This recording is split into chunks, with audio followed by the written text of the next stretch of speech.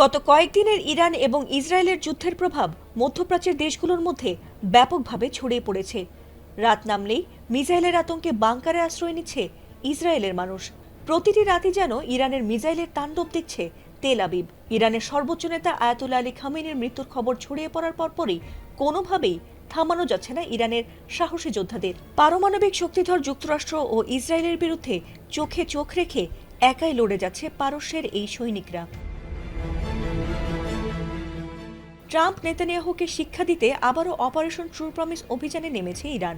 আর সেই অপারেশন 4-এর অংশ হিসেবেই তারা আমেরিকা ইসরায়েলে ব্যাপক মিসাইল হামলা চালিয়েছে। আর তাদের সেই নজর কেবল স্থলে আকাশপথেই নয়, বরং সাগরপথেও।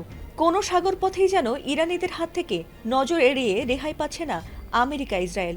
তাদের জাহাজ দেখা মাত্রই নির্ভুল নিশানায় মিসাইল দিয়ে উড়িয়ে দিচ্ছে ইরানের ইসলামী বিপ্লবী গার্ড বাহিনী। শুধু তাই নয়, ইরানের সঙ্গে চ্যালেঞ্জ নিতে গিয়ে একের পর এক মার্কিন সেনা নিহত হচ্ছে সাগরপথে। আর সেই ধারাবাহিকতায় এবার ভারত মহাসাগরে আমেরিকার যুদ্ধজাহাজ নজরে আসা মাত্রই সফলভাবে মিসাইল হামলা চালিয়েছে ইরান। আর সেই হামলায় আগুন ধরে যায় দুটি জাহাজেই।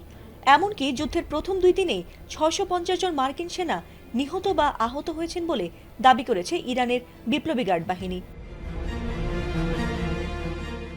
মধ্যপ্রাচ্য জুড়ে অবস্থিত মার্কিন ঘাঁটি ও যুদ্ধজাহাজ লক্ষ্য করে চালানো হামলায় হতাহতের এই ঘটনা ঘটেছে বলে জানিয়েছে ইরানের বিপ্লবী গার্ড বাহিনী। আমেরিকা এই হতাহতের খবর অস্বীকার করলেও ইরানের গোয়েন্দা এবং যুদ্ধক্ষেত্রের তথ্য হতাহতের এই সংখ্যার সত্যতা নিশ্চিত করেছে। এ নিয়ে আইআরজিসির মুখপাত্র ব্রিগেডিয়ার জেনারেল আলী মোহাম্মদ নাইয়েনি বলেছেন, বাহরাইনে মার্কিন নৌবাহিনীর সদর দপ্তর এবং যুদ্ধজাহাজে মিসাইল ও ড্রোন হামলার পর ইরানের উপকূল থেকে প্রায় 300 কিলোমিটার দূরের ইউএসএস আব্রাহাম লিঙ্কন রণতরী লক্ষ্য করে 4টি ক্রুজ মিসাইল নিক্ষেপ করেছে ইরানের নৌবাহিনী। আর তাতে মার্কিন বিমানবাহী রণতরীটি ভারত মহাসাগরের দক্ষিণ পূর্ব দিকে পালিয়ে গেছে বলে জানিয়েছে আইআরজিসি। এছাড়াও বাহরাইনে একটি গুরুত্বপূর্ণ মার্কিন সামরিক স্থাপনা লক্ষ্য করে চালানো এক হামলায় 160 জন মার্কিন সদস্য হতাহত হয়েছেন। এছাড়া ইরানের নৌবাহিনীর ছোড়া ক্ষেপণাস্ত্রের আঘাতে মার্কিন নৌবাহিনীর এমএসটি কমব্যাট সাপোর্ট জাহাজও মারাত্মকভাবে ক্ষতিগ্রস্ত হয়েছে বলে জানিয়েছে বিপ্লবী গার্ড বাহিনী।